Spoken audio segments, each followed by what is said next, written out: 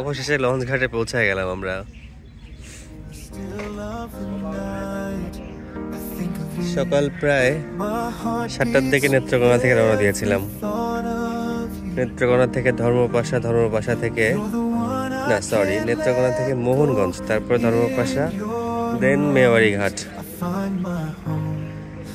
এই লঞ্চটা থেকে আমরা এই লঞ্চে উঠে সরাসরি এখান থেকে হাওর, বাহর নদী, তাহেরপুর আর অনেক জায়গা পার হয়ে যাব সুনামগঞ্জে।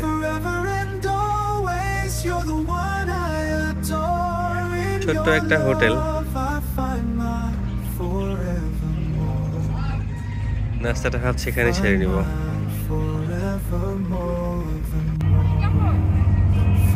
লঞ্চের ভিতরে বসে গেলাম, একটু বাইরে দেখার চেষ্টা করছি। ঠান্ডা বাইরে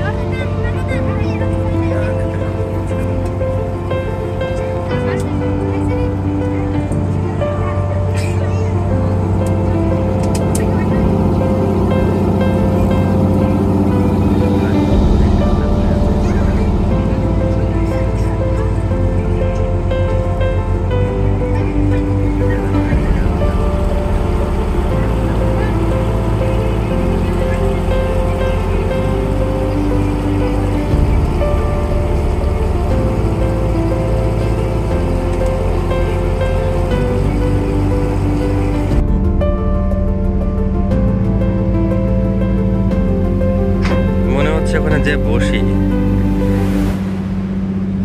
মন সবসময় নেগেটিভ জিনিস বেশি টানে। আসলে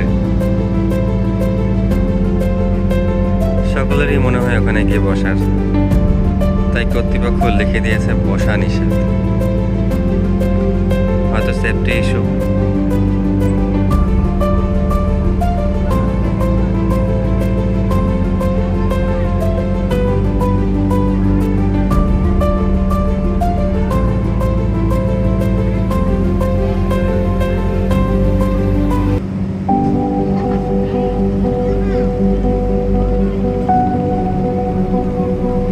জাহাজের পাইলট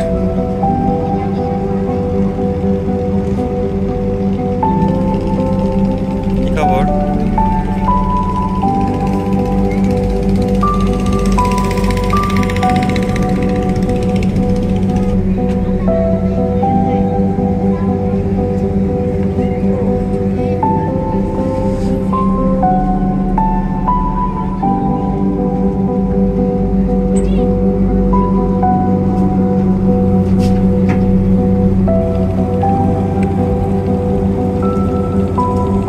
প্রায় 12:30 বেজে গেছে, কিন্তু কুয়াশার চাদর এখনো মেলে ধরে আছে নদীর উপরে।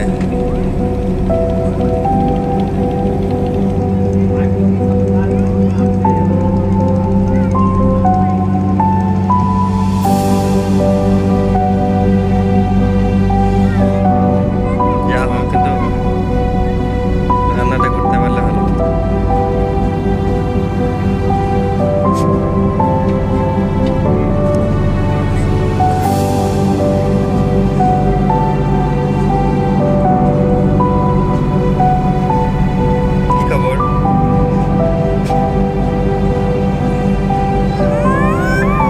নাম তোমার? এই যে লঞ্চে কয়েকটা কেবিন রয়েছে, দেখি কি নাম।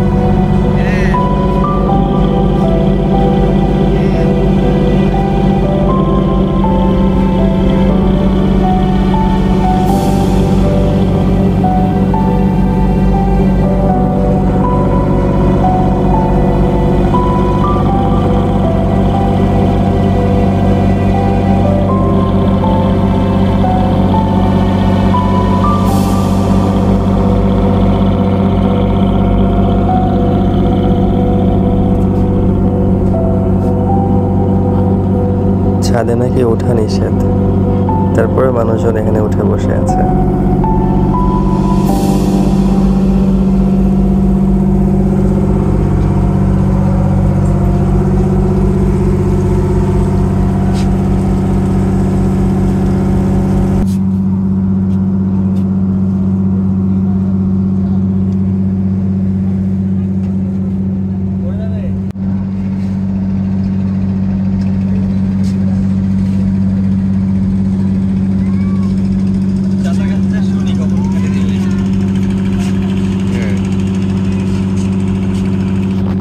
খিদা লাগছে ভাই, খাইতে হবে।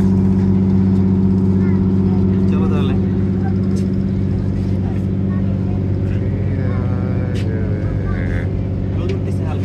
হ্যাঁ, এটা ওদের খাওয়া নেই।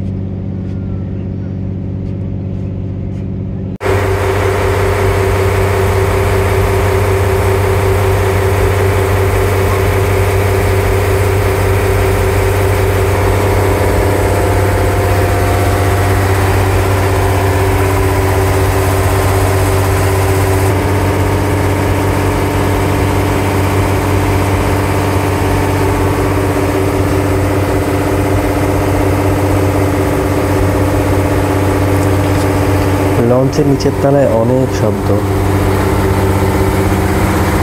এটা ইঞ্জিন রুম আর নিচের তলা একসাথে।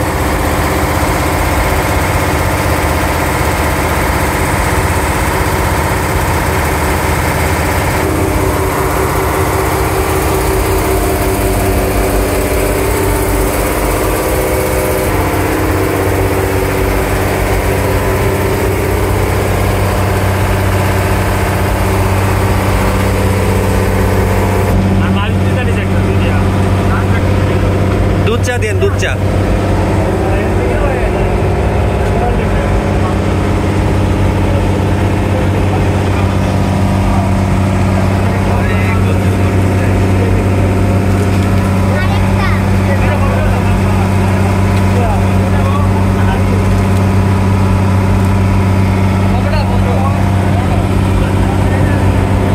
জানতামই না লঞ্চের পিছনে একটা ছোট্ট ক্যান্টিন।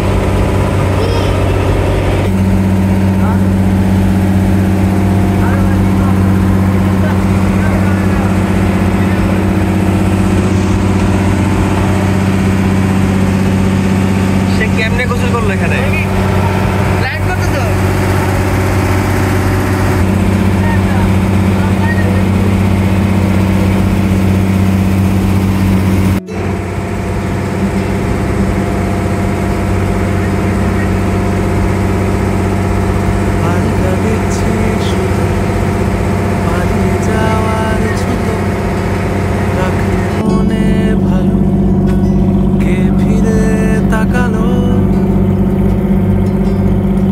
কপালের দাগে অনেক বছর আগে ছিলাম তোমার পাশে পুরনো ভাষে, শুধু আমার বুকের ভেতর মৃত নদীর মতো শীতে আমি তোমার থেকে দূরে হেঁটে চলে গেছি রোজ। ও ভাবে কেন ডাকো আমাকে, ও ভাবে কেন ডাকো আমাকে।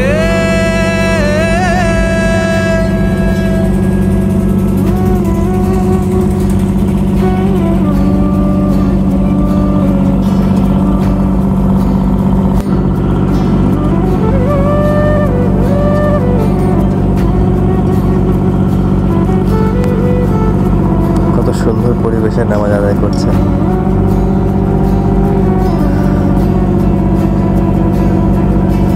রাগলে কেন তখন ভয় দেখানোর মতন, তোমরা গেলে কেমন একটু রোদ উঠছে আর এই বাচ্চাগুলো চলে আসছে গোসল করতে। ভুলতে পারা যাবে কি আনন্দ করে যে গোসল করছে তারা। কি হারাবে সব কি ফিরে আসে সেই। আবার আর জুটবে না আজকে, আবার জুটবে না। মাছ ধরবে।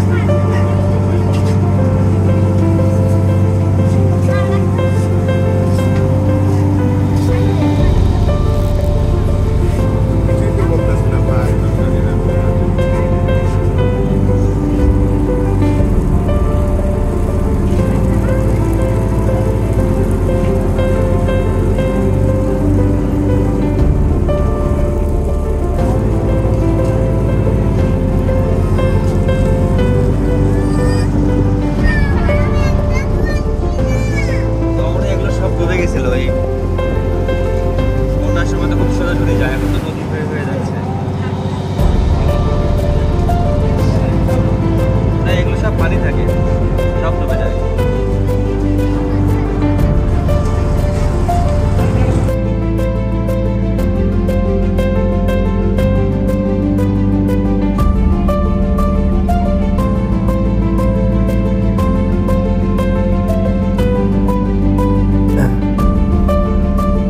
লঞ্চের যে কন্ট্রাক্টর, আমরা ওঠার সময় বলছিলাম আমার দুপুরে কী খাওয়াবেন।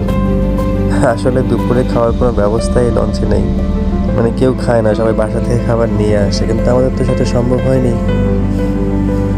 বলছিল যে ওই বাবুর্চিকে বলে রাখতে, কিন্তু বলে তো রাখছি, এদিকে বেলা গড়িয়ে যাচ্ছে, কেউ কেউ কেউ ডাকছে না।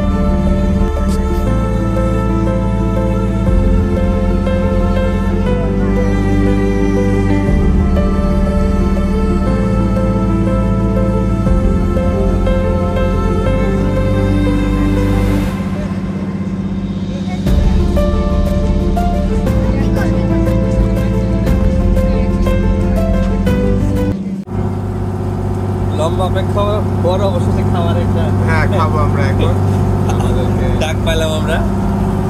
এখানে এই লঞ্চে খাবার দাবার একদমই হয় না। আমরা ওই যারা এখানকার মানে স্টাফ, তাদেরকে বলে রাখছিলাম যে আমাদের জন্য অন্তত পক্ষে দুজনের খাবার রেডি রাখে। রান্না করছেন? কি রান্না করছে একটু দেখেন।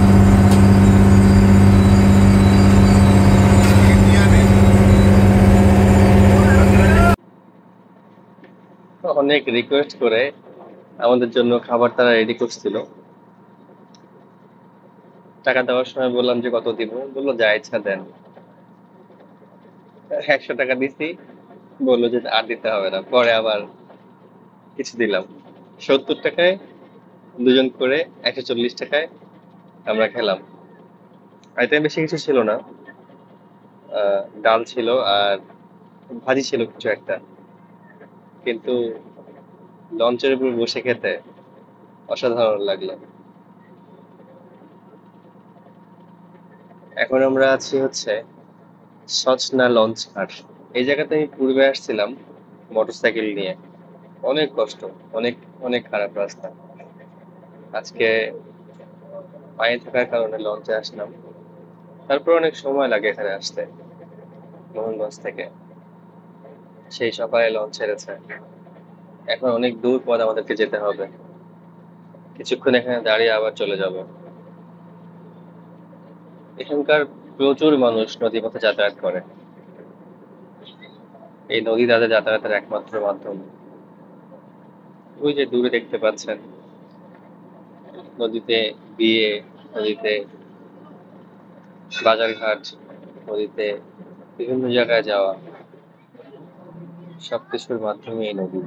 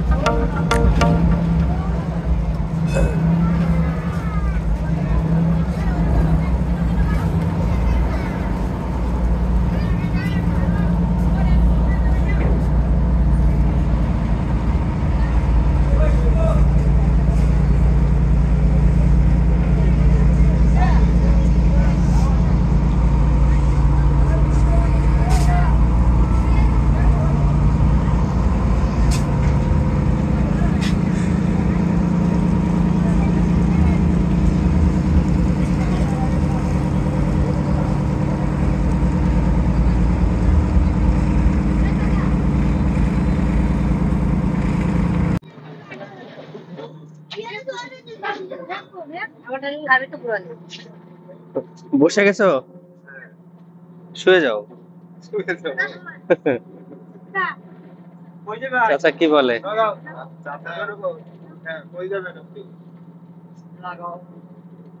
কোথায়?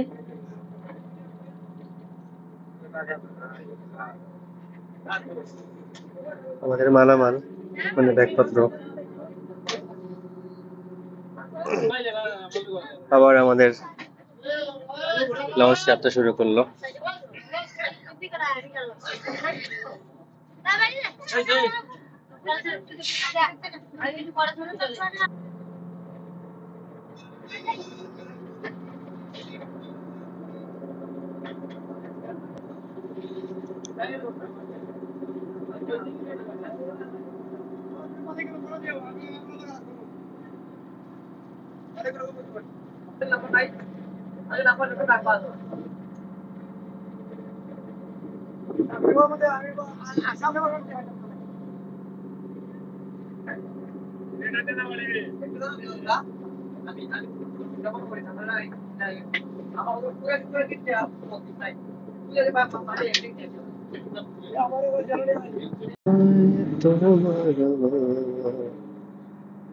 মনে করো সেই অভিমান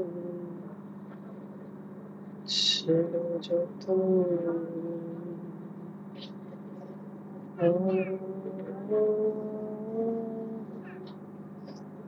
ছিল জোর, আমি শুধুই তোমার, জানি তুমি অন্য কারো, আমি দিশাহীন।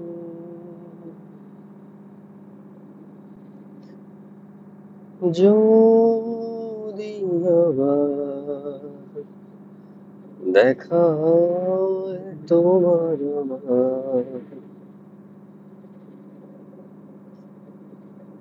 ভুলে যেও সব অভিমান ছিল যত দিন।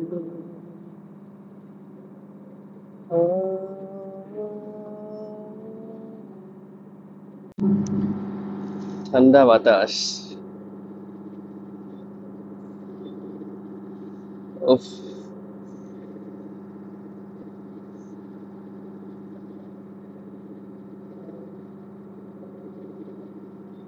এই ব্রিজ থেকে সেই দূরের মেঘালয় পাহাড় দেখা যেত।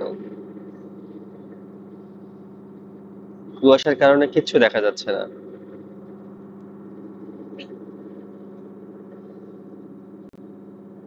লঞ্চ জার্নি সবচেয়ে মজার বিষয় হচ্ছে এটা যে জার্নি মনে হয় না, কারণ এটা একটু ভাইব্রেশন দেয় না, স্মুথলি চলে আসে। মানে আমার এটা ধারণা ছিল না, এটা এক্সপিরিয়েন্স ছিল না আগে। এর আগে শিপে হেঁটেছিলাম কক্সবাজার টু সেন্ট মার্টিন। শিপ এত এত মানে, কিন্তু লঞ্চ মোটেও সেরকম না। এই সে আব্দুল জহুর ব্রিজ,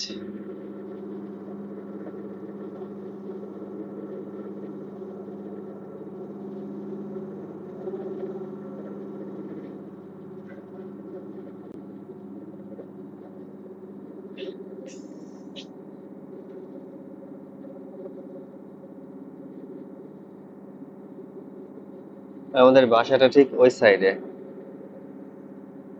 এই পার্কটার পিছনেই। কিন্তু আমরা নামবো ওই সামনে একটা ঘাট আছে সেখানে। সুনামগঞ্জ শহরে চলে আসছি আমরা অলরেডি। সামনে থেকে বড় একটা ট্রলার আসতেছে। পাহাড় একদমই দেখা যাচ্ছে না, সম্পূর্ণ শীতকালে মনে হয় দেখা যাবেও না আর।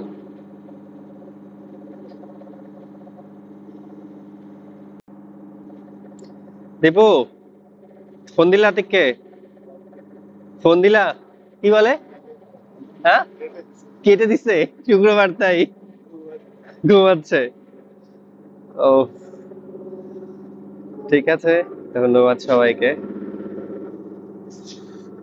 টাটা।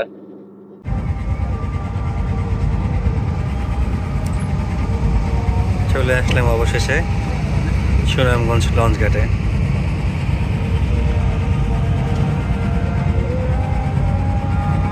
মাগরিবের আজান পড়ে গেল,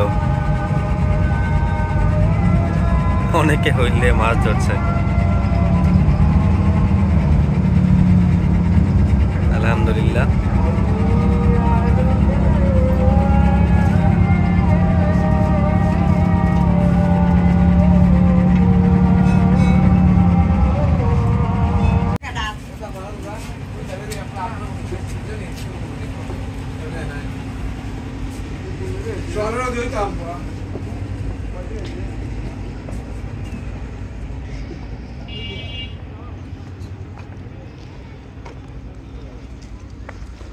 অনেক নিচে পানি নেমে গেছে।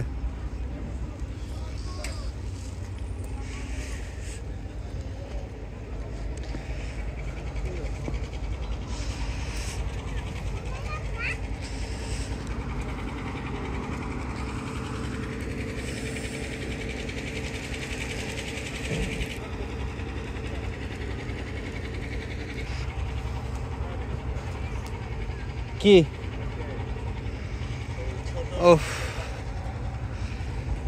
পানি অনেক নিচে নেমে গেছে। আলহামদুলিল্লাহ।